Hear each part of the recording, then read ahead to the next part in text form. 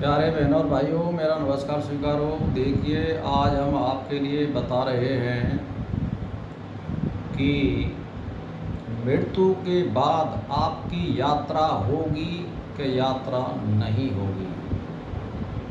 तो ये बहुत गहन विषय है, इसको समझिए आप। मैं समझाने की कोशिश करूँगा। देखिए, जिन लोगों ने सत्य का मार्ग अपनाया है,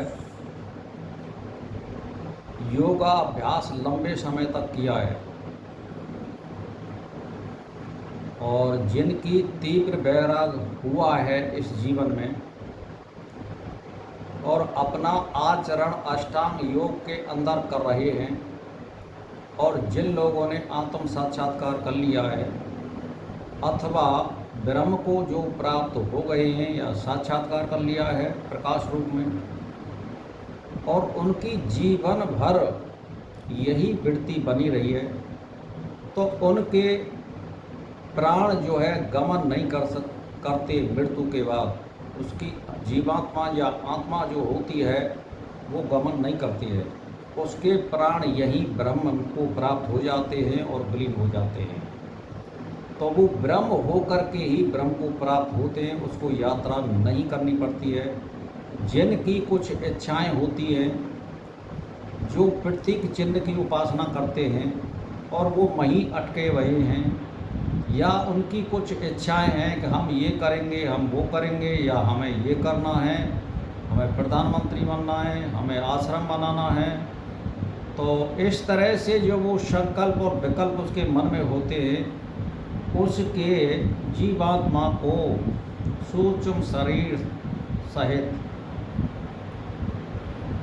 ब्रह्मलोक तक यात्रा करनी पड़ती है यदि उसने सहायता करी है तो। लेकिन उसकी मुक्ति नहीं होगी और ना वो ब्रह्म को प्राप्त होगा, उसको यात्रा करनी पड़ेगी। तो कहने का मेरा मतलब ये है, यदि आप ने सोच समझकर जिंदगी भर कार्य किए हैं और आचरण किए हैं और आत्म साक्षात्कार किया है, वो भी प्रकाश रूप में, और उसके अनुरूप आपने जीवन में आचरण किए हैं, तो ये निश्चित है।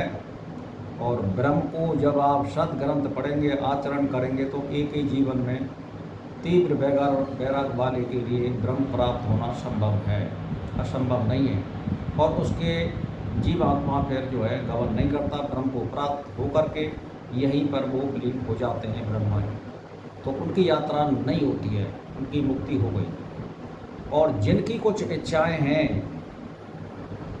और जो समझ नहीं पा रहे हैं और जो प्रतीक उपासना में रत हैं, यानी चिन्ह बना करके मूर्ति की पूजा करना या सूर्य भगवान को इष्ट मान करके उसी को इष्ट मानना, या कहने का मेरा मतलब ये है कि प्रतीक कोई भी चिन्ह हो सकता है, हनुमान का, राम का, कृष्ण का। इनकी उपासना करने के बाद भी आपको संन्यास धारण करने का मतलब क्या होता है कि अब जो है हमारा इष्ट पूरे ब्रह्मांड में एक है और वो रमा हुआ है, उसको ऐसे समझना होगा।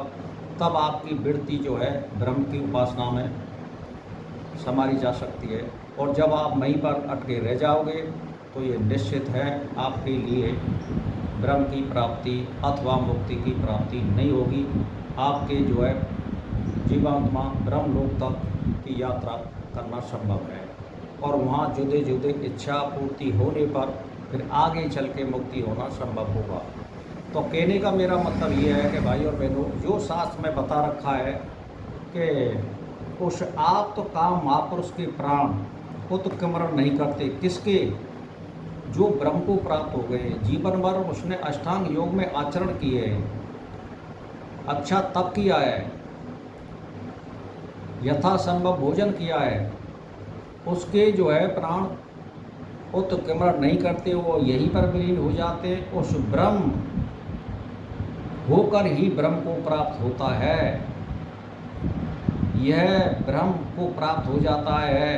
अब इससे ये सिद्ध होता है कि ऐसा महापुरुष लोकांतर में गमन नहीं करते, उसकी जीवात्मा अथवा आत्मा।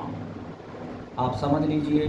तो कहने का मेरा मतलब ये है कि महापुरुष जीवन काल में, यानी जो महापुरुष अपने जीवन काल में ब्रह्म को प्राप्त हो गए हैं, उसका किसी भी परलोक में गमन नहीं होता है, जहाँ गमन का प्रकरण आया है वहाँ शरीर के समस्त सूक्ष्म तत्वों को साथ लेकर गमन करने की बात कही है। जिनकी कुछ इच्छाएं रह गई हैं वो जाते हैं, जिनकी कुछ इच्छाएं नहीं रही हैं, इच्छाओं रहित हो गया है या चित्तवृत्ति निरोध हो गई है, उनके प्राण गमन नहीं करते हैं। यात्रा उनको करनी पड़ती है, उनकी कुछ इच्छाएं शेष हो जाती हैं और वो यहीं पर अटके हुए हैं। यानी कहने का मतलब ये है कि जो आदमी 6 और 7 8 में अटका हुआ है तो भाई वो मास्टर डिग्री तो नहीं ले सकता। मास्टर डिग्री लेने के लिए तो आपको MA BA या ट्रेनिंग करनी पड़ेगी ना। इसी तरह से इसमें भी धर्म में भी कई श्रेणी हैं। आपको उच्च कोटि की साधना करनी पड़ेगी और आचरण करने पड़ेंगे, तब ही ब्रह्म की प्राप्ति होना संभव है।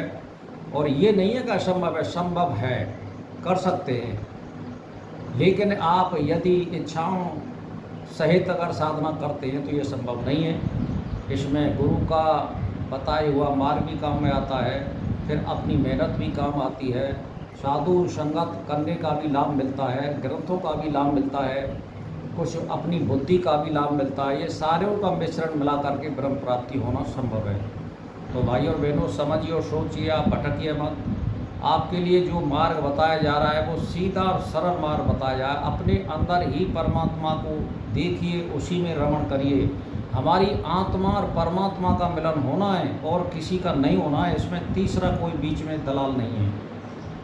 यदि आप दलाल बनाओगे तो फंस जाओगे और गलत मार्ग से आप दूसरी जगह कहीं अन्यत्र भटकते रहोगे। इसीलिए आत्मा को सदगति देने के लिए यही मार्ग है, आत्मा और परमात्मा का मिलन, और कोई रास्ता नहीं है। अपने शरीर में देखिए, उस जीवात्मा को ये इसीलिए जन्म मिला है, मुक्ति देने के लिए, साधना करने के लिए, अन्य कोई काम आने वाला नहीं है। प्रारंभिक अवस्था में जो करते हैं वो करना चाहिए और करता भी रहना चाहिए, लेकिन आगे भी बढ़ना पड़ेगा, तब जाके ये संभव होगा। तो भाई और बहनों, मेरा इसी के साथ नमस्कार स्वीकार।